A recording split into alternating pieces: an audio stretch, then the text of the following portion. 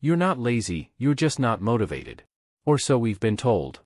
But what if I told you that this is just a lie we've been fed by our culture, a narrative that keeps us stuck in a cycle of guilt and shame? You see, the myth of laziness is based on a flawed assumption that we're born with a certain level of motivation and potential. It's like saying that some people are naturally good at math, while others will always struggle. But the truth is, nobody is born with a natural aptitude for anything. We're all blank slates, waiting to be shaped and molded by our experiences and environments. Think about it. Have you ever met someone who was told they were lazy, only to later discover that they were simply untrained or unprepared? Maybe it was a student who struggled in school because they didn't have access to the right resources, or an employee who was expected to perform at a certain level without any support or guidance. We've all been there at some point in our lives, feeling like we're not good enough or that we're just not trying hard enough. But what if everything you thought about yourself was wrong?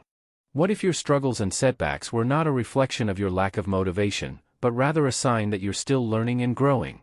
What if you've been sold a bill of goods that's been holding you back from reaching your full potential? It's time to challenge this narrative, to look beyond the surface-level assumptions and to explore the deeper truths about ourselves and our abilities. Imagine a world where we're not judged for our struggles, but rather celebrated for our resilience and determination.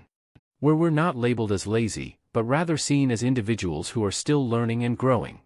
It's a world where we're empowered to take risks, to try new things, and to push beyond our perceived limits. And I believe it's a world that's within our grasp, if we're willing to challenge the lies we've been told and to discover the truth about ourselves and our potential. You've been told you're lazy, that you just don't have the motivation to succeed. But what if I told you that this is just a story we've been fed, a narrative that's designed to keep you stuck in a cycle of guilt and shame? The truth is, we're all trained to fail from a young age. Our education system, our societal expectations, they're all set up to trip us up, to make us doubt ourselves, to make us believe that we're not good enough. You see, it starts in school. Where we're taught to be quiet, to listen. Where to follow the rules. We're not encouraged to take risks, to experiment. Or to fail. And when we do fail, we're met with disappointment and criticism. This sets us up for a lifetime of self-doubt, of negative self-talk. And of uncertainty. We begin to believe that we're not capable, that we're not smart enough. And that we're just not good enough. But here's the thing, you're not alone. There are countless people who have overcome their fears, their doubts, and their limitations to achieve incredible things. They weren't born with a sense of self-worth, they created it. And you can too.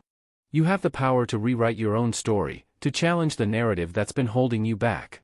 So, what's holding you back? What's the one thing that's keeping you from achieving your dreams? It's time to stop blaming yourself and start taking control of your life.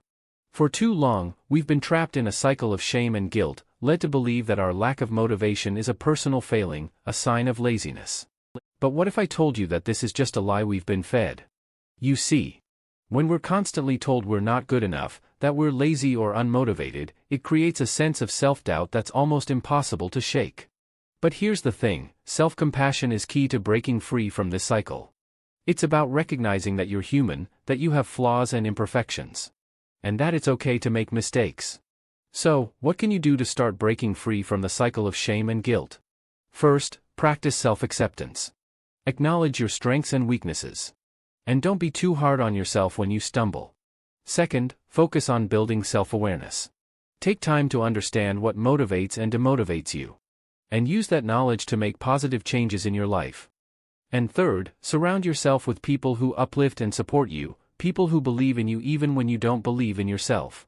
I want to share with you a story of a young woman named Sarah, who struggled with feelings of inadequacy and low self-esteem. But after working through her issues, she discovered a newfound sense of confidence.